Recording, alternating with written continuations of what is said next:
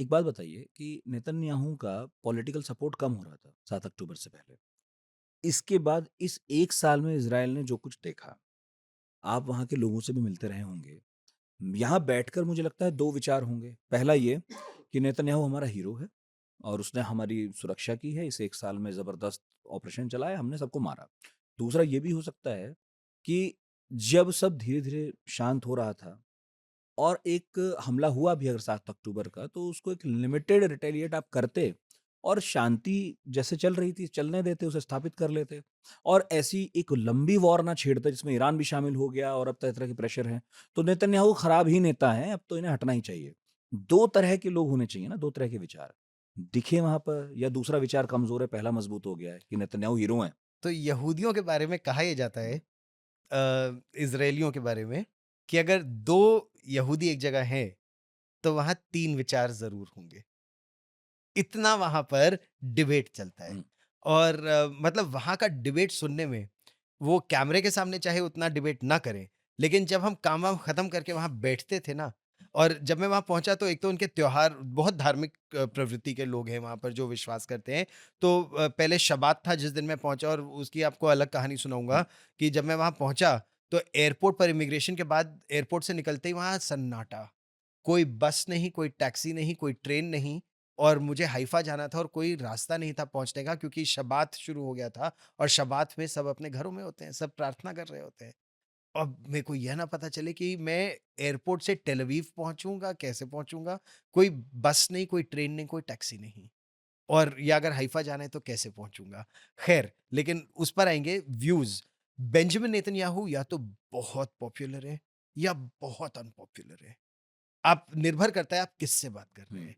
वो अपने ही देश में या सुपर हीरो है इस समय, या सुपर विलेन है। हुँ, ये आप पर निर्भर करता है, और मैं अपनी रिपोर्ट्स में इसीलिए दोनों साइड की स्टोरीज़ अपने दर्शकों को देता था कि पर जो जो बंधकों के परिवार हैं, हुँ, उनका ये कहना था, जो देना है दो, हुँ, जो देना है, हमारे परिवार हुँ, वापस ले आओ। हुँ, और ऐसे भी एक मैंने पत्रकार का इंटरव्यू किया वहाँ पर, जो जिनकी आयु 100 वर्ष और 10 महीने है। 100 वर्ष और 10 महीने, अभी भी पत्रकारिता कर रहे हैं। उनका एक वीकली पॉडकास्ट आता है, और एक उनका वीकली टेलीविज़न शो आता है, इनके नाम के आगे इस आयु में। सीनियर जर्नलिस्ट लिखना चाहिए, वो सच्चा सीनियर जर्नलिस्ट है। असल में वो सीनियर वो है। जर्नलिस्ट हैं, और वो हॉलोकॉस्ट सर्वाइवर हैं। बाप!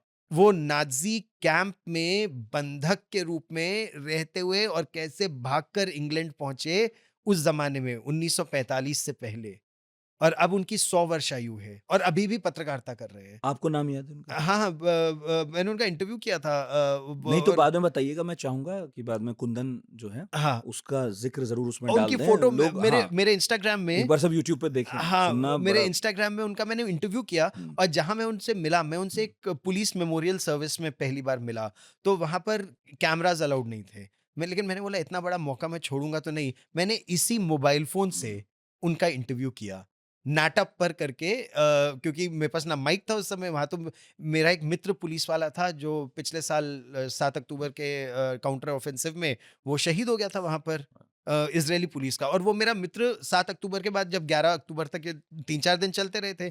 मैं इत्तेफ़ाक से, जब मैं आपको बता रहा था, जब मैं वहाँ पहुँचा तो किसी को जानता था नहीं।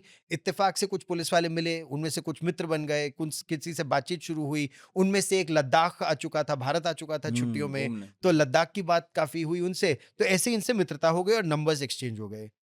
फिर मुझे पता चला कि उनमें से एक शहीद हो गया था हुँ, ऑपरेशन में। तो जब इस साल मैं गया, तो उनकी शहादत पर 1 साल की बरसी उनकी वहाँ पर थी, तो मैं उस बरसी में मुझे हुँ, आमंत्रित किया गया, मैं वहाँ बरसी में गया।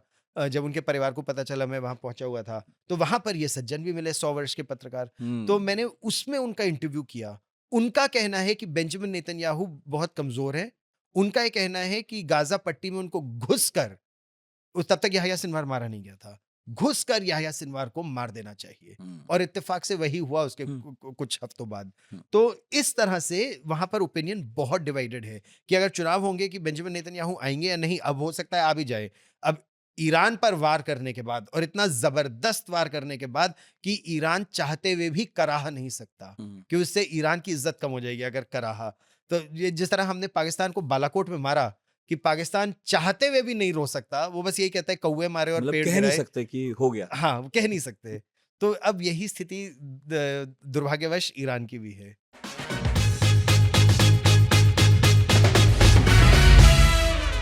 नशे की लत थी एक व्यक्ति को, तो उन्होंने कहा था कि दे दो केवल 5 ग्राम, रखो अपना तमाम। मुझे आप कुछ भी बुलाएं, मुझे फर्क नहीं पड़ता। मैं नेल कटर नहीं लगा। हाँ, अभी जैसे बड़े हैं, सुबह बैठूंगा या अभी शाम में कट कट इनका कट एक कट स्टाइल है ये। पूरा निपटा दो। क्योंकि नेल कटर वाला क्या होता है, अगर हाँ, काटो भगवान ने दांत दिए ही क्यों? और क्या, अगर वो नहीं चाहते थे कि हम अपना नाखून चबाएं। दांत से आप सब कुछ चबा सकते हो। शेप नहीं बनती ना वो। अरे क्या बात करो भाई, नेल कटर से मेरा शेप नहीं बनता, मतलब शेप नहीं आता। दांत से लाओ, तुम्हारा काट के दिखाएं। नहीं।